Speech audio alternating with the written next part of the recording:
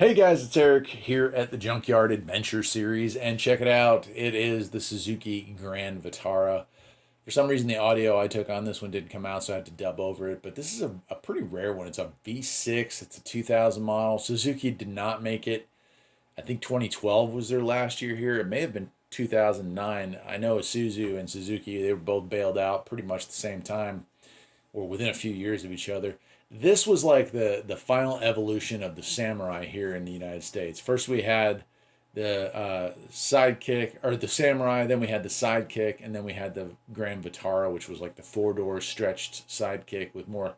They put a six-cylinder into it and considered it more luxurious. I was never a fan of these cars when they were around, but for people living in rough areas that needed a cheap four-wheel drive, this was a good car. And when I say rough, I mean like weather-wise rough, not like bad part of town rough. These were very popular cars in areas that needed four-wheel drive for winter weather and to haul families and whatnot. Half the price of a Tahoe or something like that. So you get a good deal on them.